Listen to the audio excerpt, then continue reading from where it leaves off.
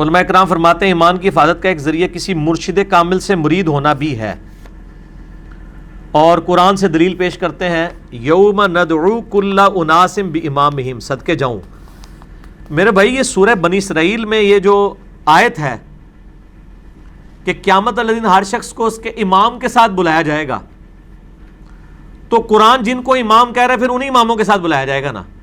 اگر آپ کے اماموں کے اور آپ کے بزرگ بابوں کے نام قرآن میں لکھے ہوئے ہیں تو یہ وہ والے امام ہوں گے، اور اگر اس امام سے وہ والے امام مراد لینے جو قرآن نے خود بتائے ہیں، کیڑے لینے جے مسلمان ہو تو پھر وہی لوگو گے، جے کچھ اور ہو ہندو سکھ عیسائی تو پھر جو مرضی لیندے رہو۔ قرآن نے کیا بتایا ہے؟ قرآن نے بتا دیا کہ ہر شخص کو جو اس کے امام کے ساتھ بلایا جائے گا وہ امام کون ہوگا، وہ سورہ النساء کی آیت نمبر 41 میں ہے، جس کے کانٹیکسٹ میں میرا پورا لیکچر ہے، مسئلہ نمبر 121، قیامت والا دن بزرگ خود ہی دشمن ہو جائیں گے اپنے فالوورز کے۔ اس میں میں نے یہ بتایا کہ آیت نمبر 41 جو ہے نا سورہ نساء کی، اس میں آتا ہے کہ وہ وقت کیسا ہوگا کہ اے نبی علیہ السلام جب ہم ہر امت میں سے ایک گواہ کو اٹھائیں گے اور آپ کو گواہ اٹھائیں گے اپنی امت کے خلاف۔ ہر امت میں سے ایک گواہ کون ہوگا؟ اس نبی کا، اس امت کا نبی، اور آپ کو آپ کی امت کے خلاف اٹھائیں گے لیڈرشپ کے طور پہ۔ بخاری مسلم میں اس آیت کے کانٹیکسٹ میں حدیث ہے کہ عبداللہ ابن مسعود رضی اللہ تعالیٰ عنہ سے نبی علیہ السلام نے فرمایا عبداللہ قرآن سناؤ۔ اس نے کہا یا رسول اللہ قرآن تو آپ پہ نازل ہوا ہے، میں سناؤں قرآن؟ آپ فرمایا عبداللہ مجھے دوسروں سے سن کے لطف آتا ہے۔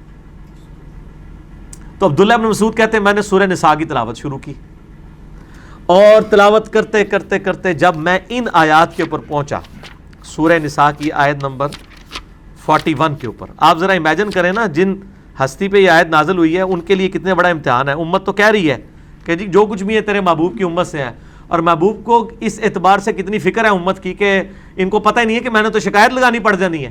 سورۃ الفرقان کی آیت نمبر 30 ہے وقال الرسول یا ربی ان قوم اتخذوا ھذا القرآن مہجورا، نبی علیہ السلام قیامت الدن شکایت کریں گے اللہ میری قوم میری امت نے قرآن کو پیچھے پھینک دیا تھا، اور نبی علیہ السلام کو اس بات کی خود ٹینشن تھی کہ مجھے اپنی امت کے خلاف گواہی دینی پڑے گی، لیکن امت کہتی ہے اللہ جو کچھ بھی ہے تیرے محبوب کی امت سے تکی جائے گی، پتہ چل جائے گا، پتہ نہیں چلے گا لگ پتہ جائے گا۔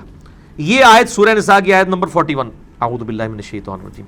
فَكَيْفَ إِذَا جِئْنَا مِن كُلِّ أُمَّةٍ بِشَهِيدٍ، وہ کیسا وقت ہوگا جب ہم ہر امت میں سے ایک گواہ کو، ایک امام کو کھڑا کریں گے۔ وَجِئْنَا بِكَ عَلَىٰ هَٰؤُلَاءِ شَهِيدًا، اور اے نبی علیہ السلام آپ کو گواہ کے طور پر کھڑا کریں گے ان مشرکین عرب اور آپ کے مخالفین کے خلاف۔ تو جب اس آیت پہ پہنچے تو عبداللہ ابن مسعود کہتے ہیں کہ نبی علیہ السلام نے کہا بس عبداللہ بس کرو۔ تو کہتے ہیں میں نے نگاہ اٹھا کے دیکھا تو نبی علیہ السلام کی داڑھی مبارک آنسوؤں سے تر ہو چکی ہوئی تھی کہ مجھے اپنی امت کے خلاف گواہی دینی پڑے گی قیامت والے دن۔ تو یہ امام یہ ہیں، یہ آپ کے بنائے ہوئے امام نہیں ہیں، ٹھیک ہے نا جی۔ یہ امام قرآن کی ٹرم میں تو امام، لیڈر، شہید، ٹھیک ہے جی، دائی، یہ سب ٹرمنالوجیز پیغمبروں کے لیے۔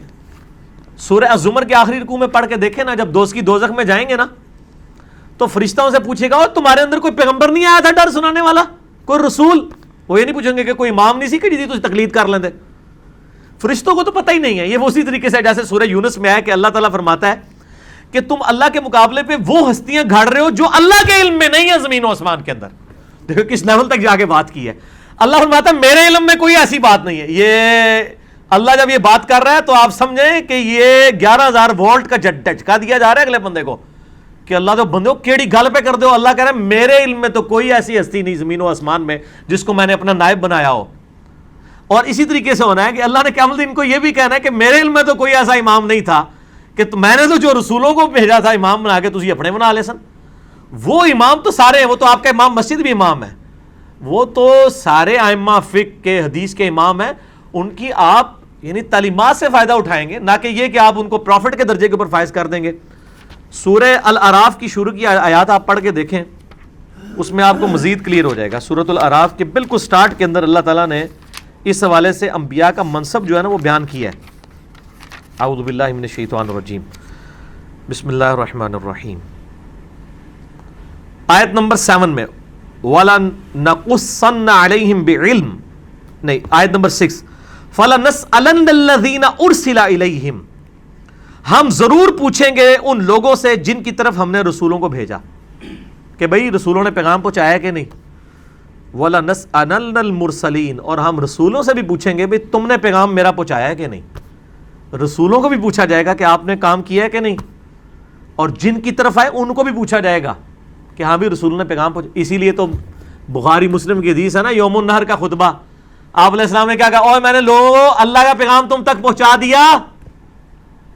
صاحب نے کہا یا رسول اللہ پہنچا دیا. آپ نے 3 دفعہ اپنی شہادت کی انگلی آسمان کی طرف بلند کی، پھر ان کی طرف، اے اللہ گواہ رہنا، اے اللہ گواہ رہنا، اے اللہ گواہ رہنا. پھر آپ نے فرمایا کہ اب یہ تمہاری ذمہ داری ہے کہ اس پیغام کو دوسرے لوگوں تک پہنچا دو. اور بسا اوقات جس کو پیغام پہنچایا جاتا ہے وہ زیادہ یاد رکھنے والا ہوتا ہے بنسبت اس کے جو پہنچا رہا ہوتا ہے. یہ حدیث کا جب پورشن بیان کیا کرتے تھے نا محدثین، اور کہا کرتے تھے صدق رسول اللہ، رسول اللہ نے سچ کہا. دین تو عربیوں میں نازل ہوا تھا، یاد اجمیوں نے رکھا. آپ کے ساری حدیث کے امام جو ہیں سب اجمی ہیں. امام بخاری رشیا کے، امام مسلم ایران کے، امام ابو داؤد، امام ترمذی افغانستان کے. ترمذ آج بھی ہے، وہ جب پاکستان نے نیٹو سپلائی لائن بند کر دی تھی تو ان دنوں وہ ترمذ شہر بڑا گونج رہا تھا کہ ترمذ کے ریلوے اسٹیشن پہ آیا کرے گا سامان. ابو داؤد ترمذی افغانستان کے. صرف ایک امام مالک ہیں جو مدینہ شریف کے رہنے والے ہیں، باقی سارے ائمہ فقہ کے ہوں حدیث کے ہوں سب کے سب اجمی ہیں. آپ دیکھ لیں اللہ تبارک و تعالیٰ نے اجمیوں سے کیسا کام لیا. تو یہ جو کہہ رہے ہیں نا کہ جی وہ مرید ہونا بھی ضروری ہے، مرشد کامل پہ میری پیری مریدی کی شرعی حیثیت آپ لکھیں نا، یوٹیوب پہ کلپ کھل جائے گا. یوٹیوب پہ کیا جا کے لکھنا ہے پیری مریدی. یہ جتنی باتیں ثابت کرتے ہیں وہ اس امام سے مراد خلیفہ وقت اور حکمران ہیں، ان کے بنائے ہوئے نہیں ہیں. ٹھیک ہے نا جی. بات کہاں سے لے کے اس پہ بھی میں نے ان کو علمی فقہ دیا کہ بخاری مسلم میں حدیث ہے جب ایک امام کی بیعت ہو جائے اور کوئی دوسرا بیعت کے لیے آگے آئے تو اس کو قتل کر دو. تو پھر میں نے کہا تھا آپ ذرا پاکستان میں ذرا فیصلہ کریں کہ ہزاروں لوگ جو ہیں وہ بیعت کروا رہے ہیں، تو اب کس کو شہادت کے درجے پہ آپ نے فائز کرنا ہے اور کس کو زندہ رکھنا ہے، آپ خود فیصلہ کریں.